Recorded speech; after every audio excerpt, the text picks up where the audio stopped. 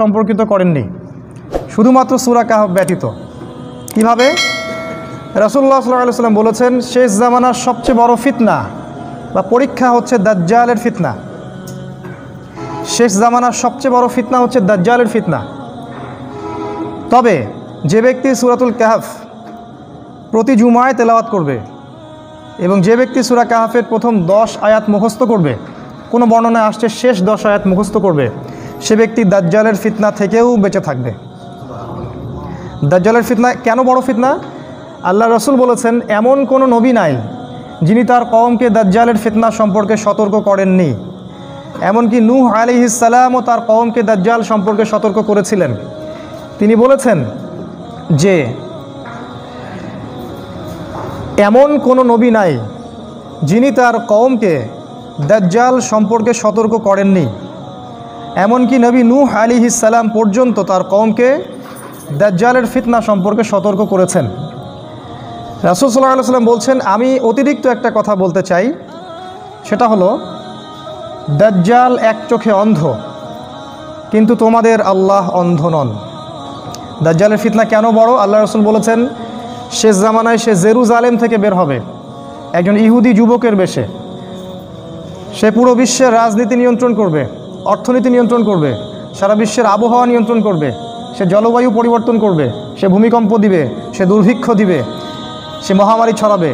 যে ব্যক্তি তার প্রতি বিশ্বাস করবে সে তাকে ভালো রাখবে, আর যে ব্যক্তি তাকে কাফের এবং মিথ্যাবাদী বলে জানবে তাকে সে জাহান্নামে নিয়ে যাবে। আর আল্লাহ রাসূল বলছেন, ওর জাহান্নামটাই মূলত জান্নাত, আর ওর জান্নাতটাই হচ্ছে জাহান্নাম। এটা এমন একটা ফিতনা যেটায় মানুষ পড়ে থাকলেও বুঝতে পারবে না আমি ফিতনায় পড়ে আছি। আরেকটা বিষয় কি জানেন? দাজ্জাল তখন বের হবে যখন তাকে নিয়ে মানুষ আলোচনা করবে না। দাজ্জাল তখন বের হবে যখন তাকে নিয়ে মানুষ আলোচনা করা ছেড়ে দিবে। চিন্তা করে দেখেন, লাস্ট কবে একটা খুতবা শুনেছেন দাজ্জাল সম্পর্কে?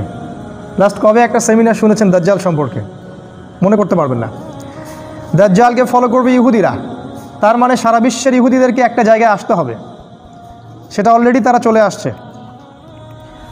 দাজ্জালকে ফলো করবে ইহুদিরা, তার মানে ইহুদিদের একটা স্টেট থাকতে হবে, সেই স্টেটের লিডার হবে দাজ্জাল, সেটা অলরেডি হয়ে গেছে।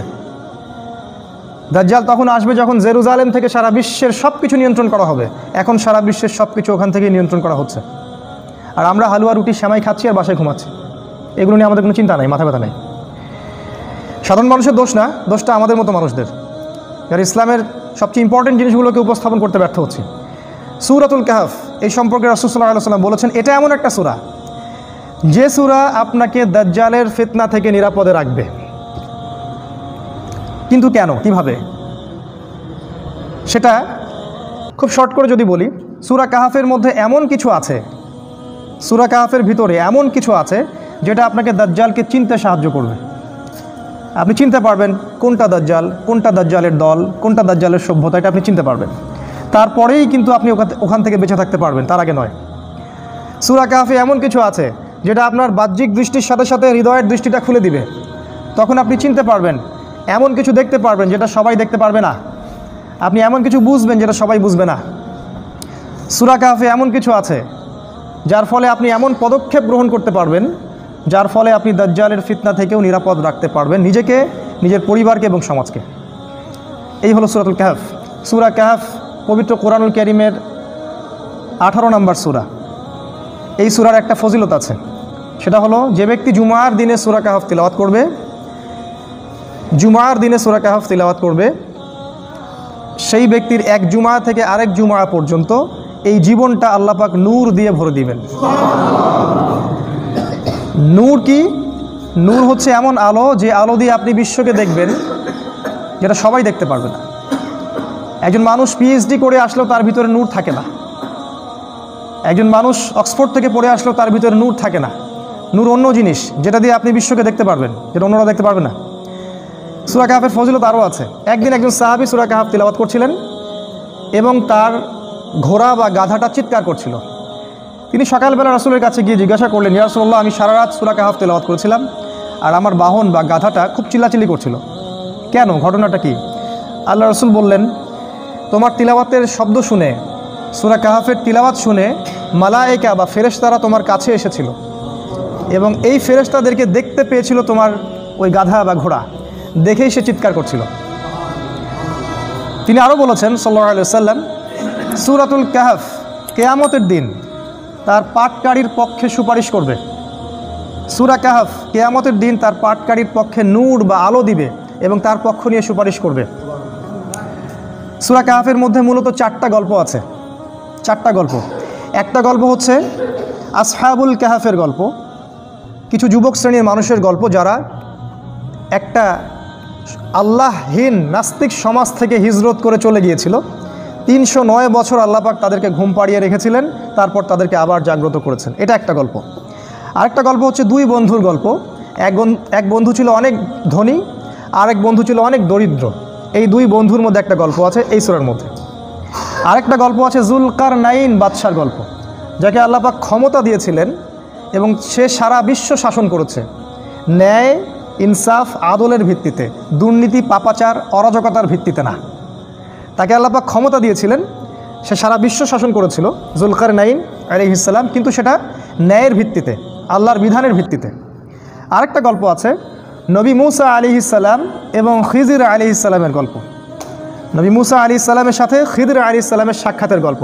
এই 4টা গল্প আছে সূরা কাহফের মধ্যে। আরও অনেক কিছু আছে, কিন্তু মূলত এই 4টা গল্প আছে। একদিনে তো 4টা গল্প বলা সম্ভব নয়। আমি আজকে একটা গল্প বলবো ইনশাআল্লাহ, ঠিক আছে? আজকে আমি শুধু চুজ করছি একটা গল্প, সেটা হলো নবী মূসা আলাইহিস সালাম এবং খিজির আলাইহিস সালামের গল্পটা। এটা দিয়ে শুরু করছি। কোরআনেও আছে, সূরা কাহফেও আছে এবং সহিহ বুখারীর মধ্যেও আসছে। গল্পটা আমি আগে শর্ট করে বলছি। একদিন নবী মূসা আলাইহিস সালাম, যিনি বনু ইসরাইলের নবী, আপনারা জানেন তিনি অনেক সম্ভ্রান্ত নবী, বনু ইসরাইলের নবী। তিনি বনু ইসরাইলের সামনে ভাষণ দিচ্ছিলেন, খুতবা শুনে জনগণের মধ্যে একজন বললেন যে, বাহ, আপনি তো খুব চমৎকার খুতবা দিলেন, মনে হচ্ছে আপনি পৃথিবীর সবচেয়ে জ্ঞানী মানুষ। মূসা আলাইহিস সালাম বললেন, হ্যাঁ, আমি পৃথিবীর সবচেয়ে জ্ঞানী মানুষ। কি বললেন? হ্যাঁ, আমি পৃথিবীর সবচেয়ে জ্ঞানী মানুষ। তিনি বলতে ভুলে গেলেন যে আল্লাহ সবচেয়ে ভালো জানেন কে পৃথিবীর সবচেয়ে জ্ঞানী মানুষ। সূরা কাহফ নাজিলের একটা ঘটনা আছে, আপনাদেরকে বলিনি। সেটা হলো, কিছু মানুষ এসেছিল রাসূলের কাছে, আমাদের নবীর কাছে, এসে বলেছিল, তুমি যদি সত্য নবী হয়ে থাকো তাহলে বলো দেখি যুলকারনাইন বাদশার কি হয়েছিল। হে মুহাম্মদ, তুমি যদি সত্য নবী হয়ে থাকো তাহলে বলো দেখি আসহাবুল কাহফের কি হয়েছিল। হে মুহাম্মদ, তুমি সত্য নবী হয়ে থাকলে বলো দেখি রূহ কাকে বলে। 3টা প্রশ্ন করেছিল। যুলকারনাইন বাদশার কি হয়েছিল, আসহাবুল কাহফের কি হয়েছিল, আর রূহ আত্মা কাকে বলে। আমাদের নবী মুহাম্মদ সাল্লাল্লাহু আলাইহি ওয়াসাল্লাম বলেছিলেন, আগামীকালকে এসো আমি বলে দিব। কি বলেছিলেন? আগামীকালকে এসো আমি বলে দিব। ওহী আসা বন্ধ হয়ে গেল। 3 মাস, 4 মাস, 6 মাস কোনো ওহী আসে না। আমাদের নবী মুহাম্মদ সাল্লাল্লাহু আলাইহি ওয়াসাল্লাম একটা শব্দ বলতে ভুলে গিয়েছিলেন, একটা, সেটা হলো ইনশাআল্লাহ। এরপরে এই সূরার প্রথম যে আয়াতটা নাজিল হয়, ওয়ালা তাকুলান্না লিশাইইন, হে নবী, 23 এবং 24 নম্বর আয়াত, কখনো বলবেন না, কখনো কোনো কিছু বলবেন না, ইন্নী ফাইলুন যালিকা গাদান, আমি আগামীকাল কিছু করব, ইল্লা ইনশাআল্লাহ, ইনশাআল্লাহ বলা ব্যতীত। এটা প্রথমে নাজিল হলো, তারপরে এই প্রশ্ন 3টার উত্তর আল্লাহ পাক জানিয়ে দিলেন, তার আগে জানিয়ে দেন। ঠিক একইভাবে মূসা আলাইহিস সালাম একটা ভুল করে বসলেন। তিনি বললেন, আমি পৃথিবীর সবচেয়ে জ্ঞানী মানুষ।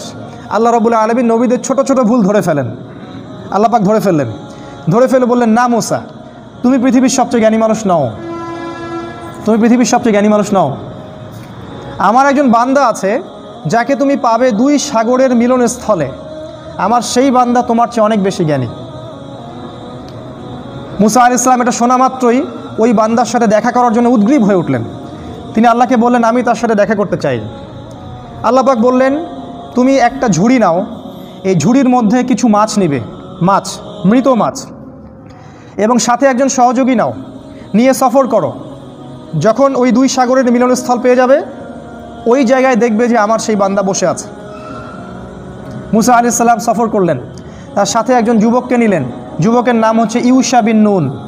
একটা ঝুড়ি নিলেন, সেখানে মাছ রাখলেন। এবার তিনি সফর করা শুরু করলেন। তিনি বলছেন, আমি সফর করতেই থাকবো, যদি আমাকে যুগ যুগ ধরেও চলতে হয়। সফর করতে শুরু করলেন। একটা পর্যায়ে সফর করতে করতে করতে করতে 2 সাগরের মিলনস্থল তিনি পেয়ে গেলেন। সেখানে তারা রেস্ট করলেন, বিশ্রাম নিলেন। এই বিশ্রাম নেওয়ার সময় এই যে মৃত মাছগুলো ছিল, জীবিত হয়ে সমুদ্রে বা নদীতে চলে গেল। কিন্তু ইউশা বিন নুন এই ঘটনাটা দেখলেন, দেখে মুসা আলাইহিস সালামকে বলতে ভুলে গেলেন। শয়তান আমাদেরকে অনেক সময় আল্লাহর পথ থেকে ভুলিয়ে দেয়, ভুলে গেলেন। এরপরে মুসা আলাইহিস সালাম আবার উঠলেন রেস্ট নিয়ে এবং চলা শুরু করলেন আবারও সামনের দিকে। এবার চলতে চলতে উনি খুব ক্লান্ত হয়ে পড়লেন। এতক্ষণ পর্যন্ত কিন্তু তিনি ক্লান্ত বোধ করছিলেন না। মাছটা যেই সমুদ্রের নদীতে চলে গেল, এবার তিনি অন্য পথ যাচ্ছেন, ভুল পথে, এবং ক্লান্ত হয়ে যাচ্ছেন। তার মানে জীবনে চলার পথে আপনার পথ যদি ভুল হয়, আপনি খুব সহজে ক্লান্ত হয়ে যাবেন। আর আপনার পথ যদি হয় আল্লাহ এবং তার রাসূলের পথে, আপনি সহজে ক্লান্ত হবেন না। আপনার ভিতরে সবসময় চিরযৌবন কাজ করবে। যাই হোক, তিনি ক্লান্ত হয়ে গেলেন এবং ইউশা বিন নুনকে বললেন, নাস্তা নিয়ে আসো, মাছগুলোকে নিয়ে আসো, আমি খুব ক্ষুধার্ত। তখন ইউশা বিন নুনের খেয়াল হলো যে মাছ তো চলে গেছে নদীতে। তিনি বললেন, মাছ তো চলে গেছে নদীতে, আমি তো আপনাকে বলতে ভুলে গিয়েছিলাম। তখন বললেন মুসা আলাইহিস সালাম, তুমি এটা কী করেছো? ওইটাই তো সেই জায়গা, যে জায়গার সন্ধান আমরা করছিলাম। তারা আবার ফেরত আসলেন, এসে দেখলেন দুই সাগরের মিলনস্থলে একটা সাখরা বলে আরবিকে একটা পাথর বা রক, শিলাখণ্ড, এর উপরে একজন ব্যক্তি বসে আছেন। মুসা আলাইহিস সালাম তাকে সালাম দিলেন, বললেন আসসালামু আলাইকুম। খিদির আলাইহিস সালাম বললেন ওয়ালাইকুম আসসালাম। এই জনমানব শূন্য জায়গায় কে সালাম দিচ্ছে? তখন মুসা আলাইহিস সালাম বললেন, আমি মুসা। খিদির আলাইহিস সালাম বললেন, কোন মুসা? বনি ইসরাইলের মুসা? কোন মুসা? বনি ইসরাইলের মুসা। তার মানে খিদির আলাইহিস সালাম বনু ইসরাইলের ব্যক্তি নন। খিদির আলাইহিস সালাম ইহুদি খ্রিস্টানদের কেউ নন, তিনি বনু ইসরাইলের মধ্যে কেউ নন। সালাম দেয়া হলো। মুসা আলাইহিস সালাম বললেন, আমি কি আপনার সাথে এই শর্তে থাকতে পারি যে আল্লাহ পাক আপনাকে যে জ্ঞান শিক্ষা দিয়েছেন সেখান থেকে আপনি আমাকে কিছু শেখাবেন? ওস্তাদের সোহবত। এবার খিদির আলাইহিস সালাম বললেন, অ্যান্সারটার দিকে খেয়াল করেন। খিদির আলাইহিস সালাম বললেন, ইন্নাকা লান তাসতাতিআ মাইয়া সাবরা। মুসা, তুমি আমার সাথে ধৈর্য ধরতে পারবে না। কি বললেন? মুসা, তুমি আমার সাথে ধৈর্য ধরতে পারবে না। কারণ খিদির আলাইহিস সালাম শেষ পর্যন্ত জানেন যে কি হবে। গল্পের শেষে আমরা তাই দেখব, মুসা আলাইহিস সালাম ধৈর্য ধরতে পারেননি। কিন্তু মুসা আলাইহিস সালাম বললেন, ইনশাআল্লাহ আমি ধৈর্য ধরব, আমাকে আপনি সাথে নেন, ইনশাআল্লাহ আমি ধৈর্য ধরব। খিদির আলাইহিস সালাম ইনশাআল্লাহকে সম্মান করলেন এবং মুসা আলাইহিস সালামকে সাথে নিলেন, কিন্তু বললেন, তুমি আমার সাথে সফর করো, কিন্তু আমাকে কোনো প্রশ্ন করতে পারবে না, একটা প্রশ্ন করা যাবে না। আমি কি করব না করব কোনো বিষয়ে কোনো প্রশ্ন করা যাবে না। মুসা আলাইহিস সালাম বললেন, ঠিক আছে। এবার তারা চলতে শুরু করলেন। এবার ঘটনা শুরু। চলতে চলতে চলতে চলতে একটা নদী আসে। এবার তারা নদী পার হবেন, কিন্তু কোনো টাকা পয়সা সাথে নাই। খিদির আলাইহিস সালামকে ওই মাঝিরা চিনত। সেই মাঝিরা তাকে বলল, আপনি নৌকায় ওঠেন, টাকা পয়সা লাগবে না। খিদির আলাইহিস সালাম মুসা আলাইহিস সালামকে নিয়ে নৌকায় উঠলেন। এবার নৌকা চলতে শুরু করলো। নৌকার পাতা টানের উপর একটা পাখি এসে বসলো। এই পাখিটা ওই নদী থেকে একটু পানি খেয়ে চলে গেল। এই দৃশ্যটা দেখে খিদির আলাইহিস সালাম বললেন, হে মুসা, এই যে পাখিটা যতটুকু পানি এই নদী থেকে খেয়ে চলে গেল, ওই অতটুকু পানি হচ্ছে তোমার আর আমার জ্ঞান। আর এই যে নদীর যত পানি দেখছো, এগুলো হচ্ছে আল্লাহর জ্ঞান। আল্লাহর জ্ঞানের তুলনায় মানুষের জ্ঞান এতটুকু সামান্য, যতটুকু ওই যে পাখিটা যতটুকু পানি খেয়ে গেছে অতটুকু। যাই হোক, নৌকা চলতে থাকলো। এক পর্যায়ে একটা ঘটনা ঘটলো যে খিদির আলাইহিস সালাম একটা কুড়াল নিলেন। কুড়াল নিয়ে নৌকার যে পাতা টান নিচে একটা ফুটা করে দিলেন। এবার এই দৃশ্য দেখে মুসা আলাইহিস সালাম বললেন, আপনি এটা কী করলেন? যারা বিনা পয়সায় আমাদেরকে সফর করালো, আমাদের উপকার করলো, ওই বেচারা গরিব মানুষের এই একমাত্র সহায় সম্বল নৌকাটা আপনি ফুটা করে দিলেন। আপনি তো লাকাদ জি'তা শাইআন ইমরা, আপনি তো বিশাল একটা ভয়ঙ্কর কাজ করলেন, গুনার কাজ করলেন আপনি একটা। তখন খিদির আলাইহিস সালাম বললেন, আলাম আকুল ইন্নাকা লান তাসতাতিআ মাইয়া সাবরা। হে মুসা, আমি কি তোমাকে বলিনি তুমি আমার সাথে ধৈর্য ধরতে পারবে না? মুসা আলাইহিস সালাম বললেন, আমাকে ক্ষমা করে দিন, আমি ভুলে গিয়েছিলাম, এরপরে ইনশাআল্লাহ আমি আর কোনো কোশ্চেন করব না। তারা আবার চলতে লাগলেন। চলতে চলতে চলতে চলতে একটা বাচ্চার সাক্ষাৎ হলো। বাচ্চা, ছোট বাচ্চা, গোলাম। কোরআন বলেছে গোলামান ফাকাতালাহ। খিদির আলাইহিস সালাম বাচ্চাটাকে হত্যা করলেন। এটা তো আরও ভয়ঙ্কর ব্যাপার। নৌকা ফুটা করা কোথায় আর বাচ্চা হত্যা করা কোথায়? আর মুসা আলাইহিস সালাম নিজেও কিন্তু মার্ডার কেসের আসামি। এটা কি জানেন? মুসা আলাইহিস সালাম কিন্তু একটা ব্যক্তিকে এক ঘুষি দিয়ে হত্যা করে ফেলছিলেন ভুলবশত। মুসা আলাইহিস সালাম এবার বললেন, ইন্নাকা লাকাদ জি'তা শাইআন নুকরা, আপনি মহা একটা অপরাধ করলেন এটা। আপনি নিরপরাধ একটা শিশুকে হত্যা করলেন। খিদর আলাইহিস সালাম বললেন, আলাম আকুল লাকা ইন্নাকা লান তাসতাতিআ মা'ইয়া সাবরা, আমি কি তোমাকে বলিনি হে মুসা তুমি আমার সাথে ধৈর্য ধরতে পারবে না? এবার মুসা আলাইহিস সালাম সর্বশেষ অজুহাত দিলেন, দিয়ে বললেন, আমি যদি আর একটা কোশ্চেন করি তাহলে আমাকে আর সাথে নিয়েন না, এবার লাস্ট চান্স, আর একটাও কোশ্চেন করবো না ইনশাআল্লাহ। তারা আবার চলতে লাগলেন। চলতে চলতে একটা গ্রাম আসলো। সেই গ্রামের মানুষগুলো ছিল একটু আমাদের নিউ ইয়র্কের মানুষের মতো আর কি, অনেকটা আমাদের এখন ঢাকা শহরের মতো, মেহমানদারি করতে চায় না, মেহমান আসলে বিরক্ত হয়। তারা মেহমানদারি করতে চাইল না। তারা মুসা এবং খিদিরকে কোনো খাবারও দিল না, কোনো পানিও দিল না, সামান্যতম সৌজন্য বোধটুকু তারা দেখালো না। কিন্তু খিদির আলাইহিস সালাম দেখলেন ওই গ্রামের একটা বাড়ির দেয়াল ধসে পড়ে আছে, একটা দেয়াল পড়ে গেছে। খিদির আলাইহিস সালাম নিজে কষ্ট করে এই পুরো দেয়ালটা তৈরি করলেন, ইট পাথর যা যা লাগে তাই দিয়ে তিনি দেয়ালটা তৈরি করলেন।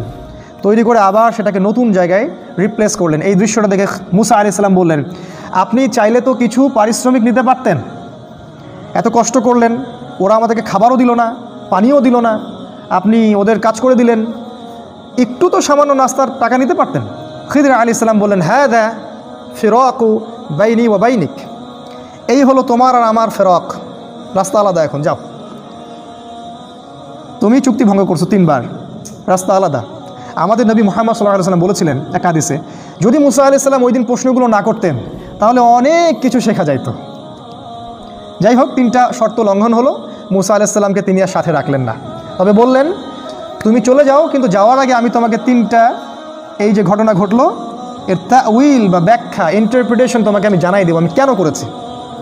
তিনি বললেন, ওই যে প্রথম নৌকাটা আমি ফুটা এই জন্য করেছি যে কারণ ওই নৌকার পিছনে ছিল একটা জলদস্যুর দল।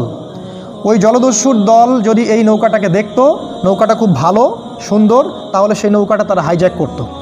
আমি নৌকাটা ফুটা করে দিয়েছি, এই ত্রুটিযুক্ত নৌকাটা তারা নিবে না, তারা ত্রুটিযুক্ত কোনো নৌকা নিবে না, নষ্ট নৌকা তারা নিবে না। যদি নৌকাটা ভালো থাকতো তাহলে ওরা ওই গরিব মাঝির শেষ সম্বলটুকু ছিনিয়ে নিয়ে চলে যেত।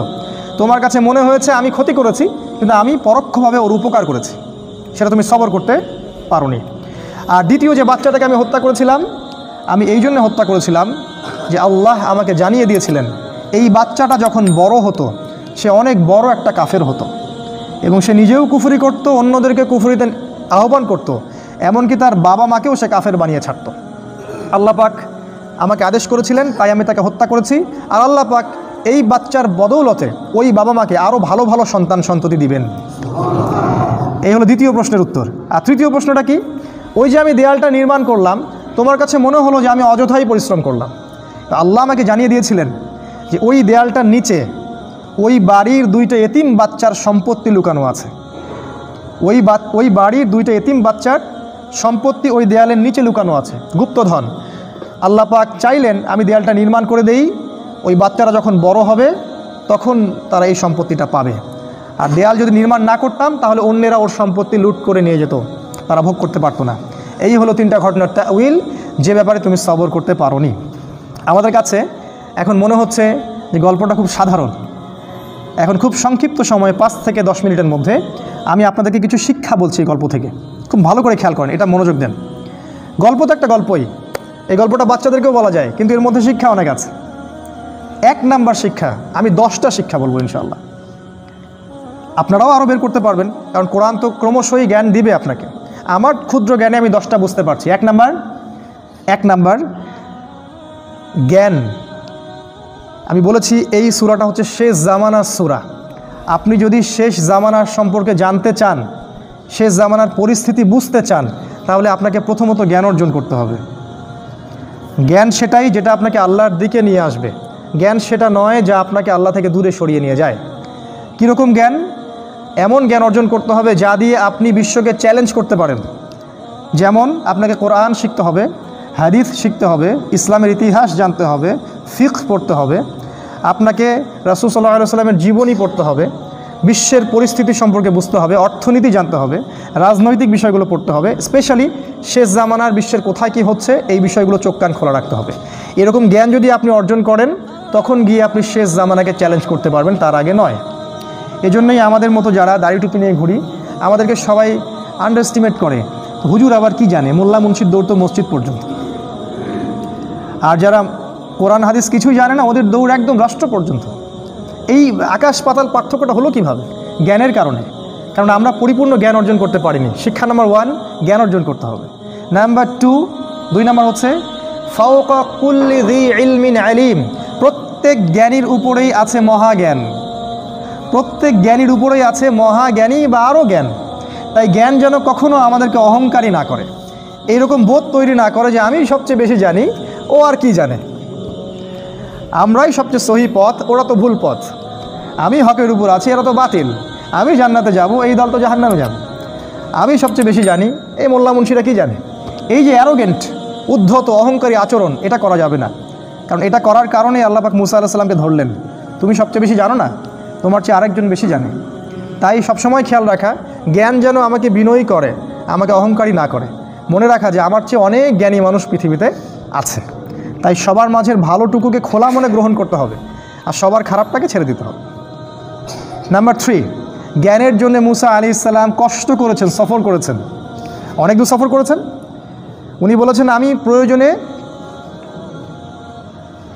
প্রয়োজনে লা আবরাহু হাত্তা আবলুগা মাজমাআল বাহরাইন আও আমদিয়া হুকুবা। মুসা আলাইহিস সালাম বলেছিলেন এই কথাটা, আমি জ্ঞানের জন্য সফর করব যদি আমাকে হুকবা পর্যন্ত সফর করতে হয়। হুকবা শব্দটা শুনেছেন কোথাও? ফাজাইলে আমল, 80 হুকবা জাহান্নামে থাকবে। হুকবা মানে একটা লম্বা সময় বোঝানো হয়, ওই শব্দটা কোরআনে আছে। অনেক লম্বা সময় যদি সফর করতে হয়, আমি সফর করব। মুসা আলাইহিস সালাম জ্ঞান অর্জনের জন্যে কষ্ট সহ্য করেছেন। আমরা এখন যে লাইফ লিড করছি, এই লাক্সারিয়াস লাইফ, খাওয়া পড়া, এই যে আমাদের চাকরি বাকরি, ব্যবসা বাণিজ্য, আরাম আয়েশের লাইফ, এই লাইফ লিড করে জ্ঞান অর্জন করা যাবে না।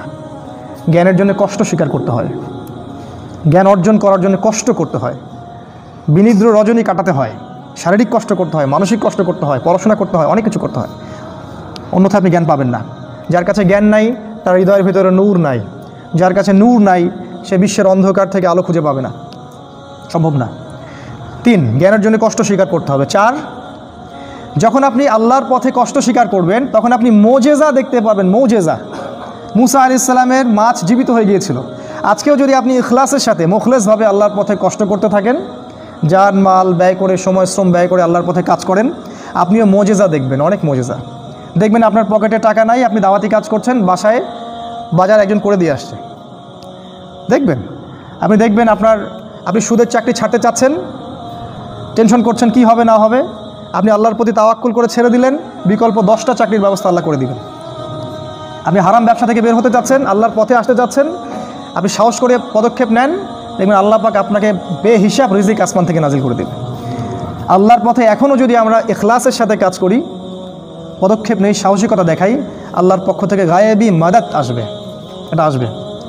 মুসা আলাইহিস সালামের মাছ জীবিত হয়ে গিয়েছিল। 5 নাম্বার, শেষ জামানার আলেম বা স্কলার বা দায়ী, যারা শেষ জামানায় উম্মাহকে নেতৃত্ব দিবেন, তাদেরকে হতে হবে খিদির আলাইহিস সালামের মতো। এটা 5 নাম্বার। কেন? খিদির আলাইহিস সালাম ব্যতিক্রমটা কি? মুসা আলাইহিস সালাম শুধু বাহ্যিক দৃষ্টি দিয়ে দেখছিলেন, কিন্তু খিদির আলাইহিস সালাম বাহ্যিক চোখ দিয়ে দেখছিলেন না, তিনি ভিতরের চোখ দিয়ে দেখছিলেন। এই 2টা চোখ দিয়ে যখন তিনি দেখছিলেন, তখন তিনি দূর পর্যন্ত দেখতে পাচ্ছেন কি হতে যাচ্ছে সামনে। শেষ জামানার স্কলারদেরকে হতে হবে এরকম, মাজমাউল বাহরাইন, এক্সটার্নাল নলেজের সাথে ইন্টারনাল অবজারভেশন থাকতে হবে, তখন গিয়ে তারা এই ওয়ার্ল্ডকে চ্যালেঞ্জ করতে পারবে, তার আগে নয়। আর খিদির আলাইহিস সালাম পাথরের উপর বসেছিলেন।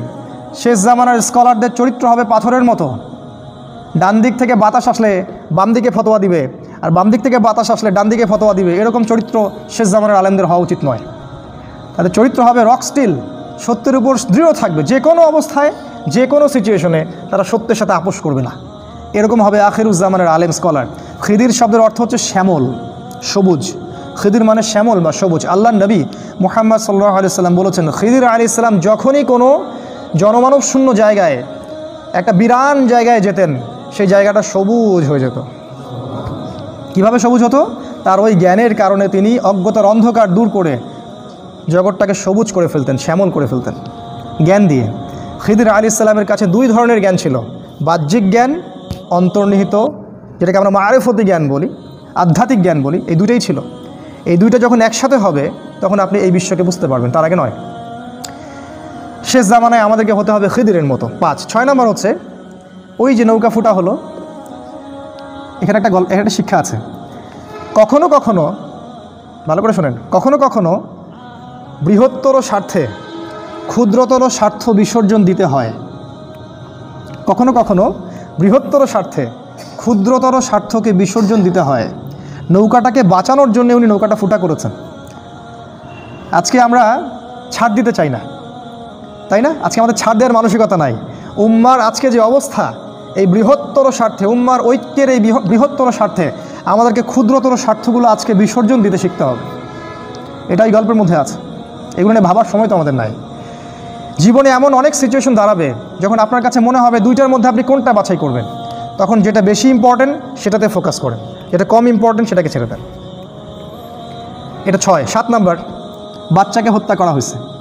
এটা ইন্ডিকেট করে শেষ জামানায় এমন কিছু প্রজন্ম তৈরি হবে, শেষ জামানায় এমন কিছু প্রজন্ম তৈরি হবে যারা নিজেরাও হবে নাস্তিক, কাফের এবং মোরতাদ, এবং তারা সমাজকে, রাষ্ট্রকে এবং পিতামাতাকে পর্যন্ত কাফের বানাবে।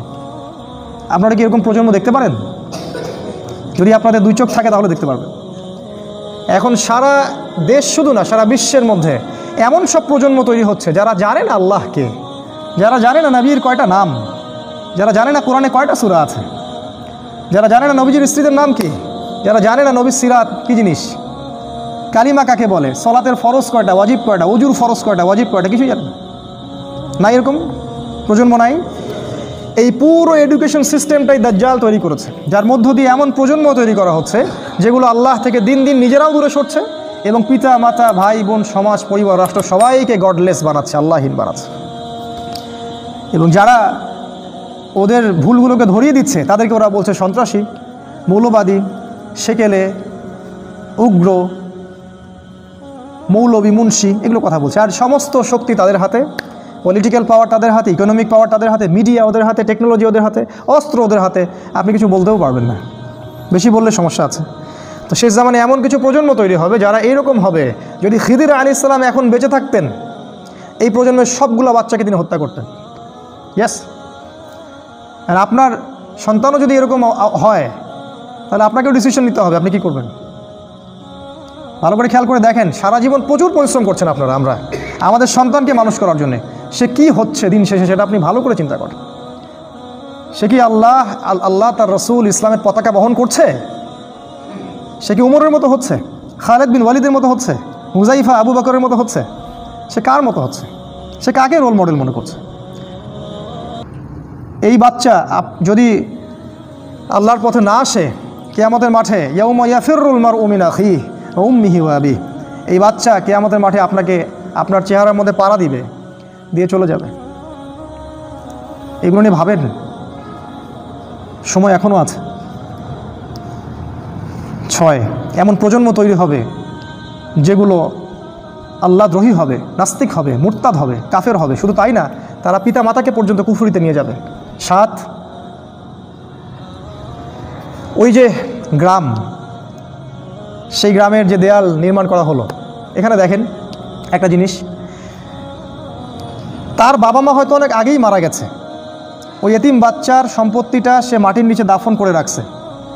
তার চেয়ে অনেক বছর পর হয়তো খিদির আলাইহিস সালাম আসছেন, এসে সেই দেয়ালটা আবার পুনর্নির্মাণ করেছেন। তার সম্পত্তি মাটির নিচে সুরক্ষিত আছে। আমার একটা প্রশ্ন, তার পিতামাতা কি দাফন করেছিলেন? ডলার, কাগজের টাকা, আমাদের সিলভারের পয়সা, কি দাফন করেছিলেন?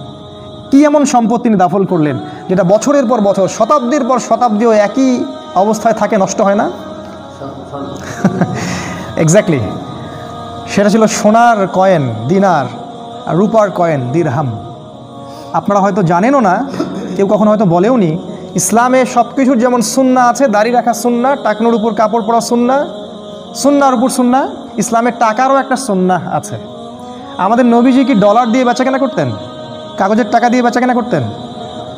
আজকে যে মোজা পরি, কাপড়ের মোজাও পরা যায় না, চামড়ার মোজা পরতে হবে, কারণ নবীজি চামড়ার মোজা দিয়ে মাসহ করেছেন, তাই না? মাসআলা আসতেছে।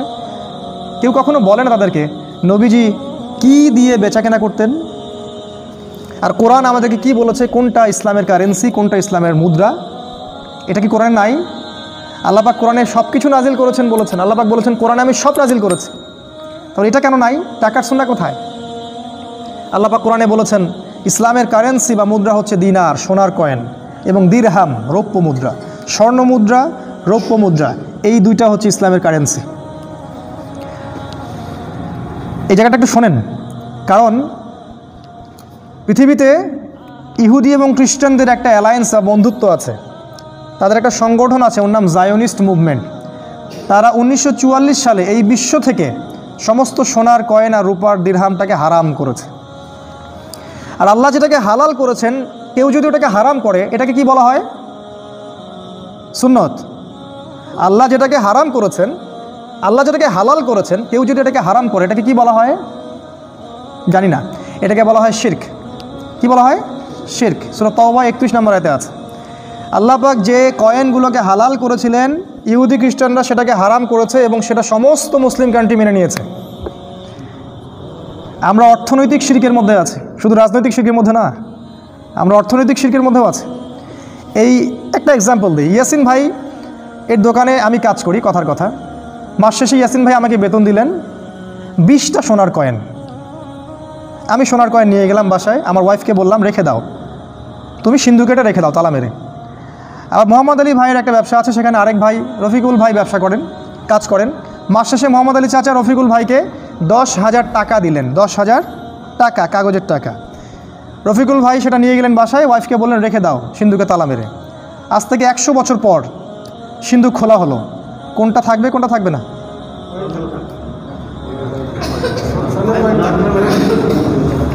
আমার যে পরিশ্রম ইয়াসিন ভাইয়ের দোকানে আমি করেছিলাম, সেই পরিশ্রমের মূল্য আমি 100 বছর পরেও পাবো। আর রফিক ভাই যে পরিশ্রম করেছেন মোহাম্মদ আলী চাচার দোকানে, সেই পরিশ্রমের মূল্য তিনি 10, 15, 20 বছর পরেও পাবেন না। শুধু তাই না, এটা নষ্ট হবে, শুধু তাই না, এর মানও কমে যাবে। মান কেমন করে কমবে? কারণ মান আমাদের হাতে নাই, মান আছে ওই জায়োনিস্টদের হাতে, ইহুদিদের হাতে, ওদের ব্যাংকিং সিস্টেমের হাতে। ওরা চাইলে আপনার দেশের মান বাড়াতে পারে, আপনার দেশের টাকার মান বাড়াতে পারে, চাইলে কমাতেও পারে। যখন কোনো রাষ্ট্র বলবে, যেমন মালয়েশিয়ার মতো যদি কোনো রাষ্ট্র বলে আমরা গোল্ড কয়েন এবং সিলভার কয়েন চালু করব, আমরা কোরআন সুন্নাহ মেনে চলবো, আল্লাহ রসুলকে মেনে চলবো, দেন ওদের টাকার মান তারা কমিয়ে দিবে, কারণ লাটাইয়ের সুতা ওদের হাতে। কিভাবে কমাবে? আমাদের চাচারা এখানে যারা আছেন, আজকে থেকে 20-30 বছর আগে 10 লাখ টাকা দিয়ে আপনারা কত শতক জমি কিনতে পারতেন? আজকে 30 বছর পর সেই 10 লাখ টাকা দিয়ে আপনি কত শতক জমি কিনতে পারেন? এই 10-30 বছর পরে কি হইল? টাকার মধ্যে সোনা ছিল, এটা চলে গেল না মান কমে গেল? কে কমালো এই মানটা? কখনো প্রশ্ন করি না, জানতেও চাই না কে এটা কমাইলো আমার টাকার মান। আমার টাকার মান সে কেন কমায়? এই অধিকারটাকে কে দিয়েছে? আমি কেন 83 টাকা দিয়ে $1 কিনবো? কেন ওর $1 আমি 83 টাকা দিয়ে কিনবো?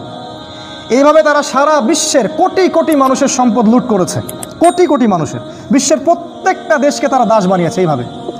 অথচ আমাদের স্কলার্স অফ ইসলাম এখানে হালুয়া রুটি খাচ্ছিলেন, শুয়ে বসে ঘুমাচ্ছিলেন, তাদের খালি মারামারি, হাত বাঁধা, রফুল ইয়াদান কোথায় কি আমিন, এগুলো নিয়ে মৌলিক বিষয় নিয়ে কোনো মাথা ব্যথা নাই। এইটা হচ্ছে ইসলামের কারেন্সি, এটাই ইসলামের কারেন্সি, যেটা ওই বাচ্চার বাবা মাটির নিচে দাফন করে গিয়েছিলেন, যেটা শত শত বছর পরেও তারা তার রেজাল্ট পাইলেন। এটাকে বলা হয় সুন্নাহ মানি, যেটা এখন উঠে গেছে পৃথিবী থেকে। আল্লাহ পাক আমাদেরকে বোঝার তৌফিক দান করুন। উঠিয়েছে মূলত এরা, ইহুদি খ্রিস্টান অ্যালায়েন্স যারা, এবং এদের পিছনে আছে একজন মাস্টার মাইন্ড, তার নাম দাজ্জাল। এরাই ওদের পক্ষে কাজ করছে সারা ওয়ার্ল্ডে। এটা 7, আর 2-1টা বলে শেষ করছি, 2 মিনিট সময় নেব। 8 নাম্বার, দেখেন এই পুরো যে ঘটনা 3টা ঘটলো, এই 3টা ঘটনার মধ্যে একটা মৌলিক শিক্ষা হচ্ছে, আপাত দৃষ্টিতে আপনার কাছে যেটা কল্যাণ বলে মনে হচ্ছে, হতে পারে তার পিছনে একটা অকল্যাণ আছে। আবার বাহ্যিক চোখ দিয়ে আপনার কাছে যেটা মনে হচ্ছে এটা অকল্যাণ, হইতে পারে এর পিছনে কোনো না কোনো কল্যাণ আছে। এই গল্পের কিন্তু শিক্ষা এটাই। 3টা ঘটনাতে আমাদের কাছে মনে হচ্ছে খারাপ খারাপ খারাপ। এটা কি মুসা আলাইহিস সালামের কাছে মনে হচ্ছে কি করতেছে, এটা পাগলের মতো, নৌকা ফুটা করে বাচ্চাকে হত্যা করে। তার কাছে মনে হচ্ছে যে এই প্রত্যেকটা ঘটনাই অকল্যাণকর, কিন্তু আল্লাহ পাক বলে দিচ্ছেন এই প্রত্যেকটা ঘটনার পিছনে একটা কল্যাণ আছে। তাই ব্যক্তিগত পর্যায়ে হোক, সামাজিকভাবেই হোক, আর উম্মার ক্ষেত্রেই হোক, আজকে আমরা যে কঠিন সময়টা পার করছি, এতে হতাশ হওয়ার কিছু নাই। এই প্রত্যেকটা অন্ধকারের পিছনে একটা সোনালি সকাল অপেক্ষা করছে। যদি আমরা রাতটাকে না ঘুমিয়ে কাটাতে পারি পরিশ্রমের সাথে, ইনশাল্লাহ একটা সোনালি সকাল আবারও আসবে। হতাশ হওয়ার কিছু নাই, জীবনে কখনো হতাশ হবেন না। ফাইন্না মাআল উসরি ইউসরা, নিশ্চয়ই কষ্টের সাথে স্বস্তি আছে। ইন্না মাআল উসরি ইউসরা, অবশ্যই কষ্টের সাথে স্বস্তি আছে। আরেকটা শিক্ষা বলে শেষ করছি। এই পুরো গল্পের শিক্ষা হচ্ছে যে এই শেষ জামানায় যদি আপনি ইসলাম, ইমান, আল্লাহ এবং তার রাসূলকে নিয়ে চলতে চান, বাঁচতে চান এবং এর আলোকে সমাজ ও বিশ্ব, রাষ্ট্র, দেশ পরিবর্তন করতে চান, আপনাকে একচোখা দৃষ্টিভঙ্গির হলে হবে না। আপনাকে খিদিরের মতো হতে হবে, যার কাছে বাহ্যিক নলেজ আছে, ইন্টারনাল অবজারভেশন আছে। বাহ্যিক নলেজ স্কুল, কলেজ, বিশ্ববিদ্যালয়ে পড়লেও অর্জন করা যায়, কিন্তু অভ্যন্তরীণ যে জ্ঞান, এটা অর্জন করতে হলে নূর দরকার। আর এই নূর আল্লাহর পক্ষ থেকে আসবে। কখন আসবে? যখন আল্লাহ দেখবেন আপনার হৃদয়ের মধ্যে সিনসিয়ারিটি আছে, ঈমান আছে, নমনীয়তা আছে, আল্লাহ পাক আপনার পক্ষ থেকে নূর দিবেন। সর্বশেষ শিক্ষা হচ্ছে খিদির আলাইহিস সালাম সম্পর্কে আল্লাহ পাক বলেছেন, আমি খিদিরকে 2টা গুণ দিয়েছিলাম, জাস্ট 2টা গুণ। এটা বলে শেষ করছি। খিদিরকে আমি 2টা গুণ দিয়েছিলাম, আমাদেরকে এই 2টা গুণ অর্জন করতে হবে। আল্লাহ পাক বলেছেন, আমি তাকে আমার পক্ষ থেকে রহমত দিয়েছিলাম, মানে সে মানুষের প্রতি খুব দয়ালু ছিল। আর তিনি বলেছেন আল্লাহ পাক, ওয়াল্লামনা মিন লাদুন্না ইলমা, আমি আল্লাহ আমার পক্ষ থেকে খিদিরকে জ্ঞান শিখিয়েছিলাম। তাই এই জামানায় খিদির আলাইহিস সালামের মতো হয়ে এই রাতের অন্ধকার দূর করে সোনালি সকাল আনতে হলে আমাদেরকে যেমন 2 চোখ দিয়ে দেখতে হবে, একই সাথে দয়ালু হতে হবে এবং আল্লাহর পক্ষ থেকে যে জ্ঞানের উৎস, ওই উৎসের কাছে আপনাকে ফিরে আসতে হবে।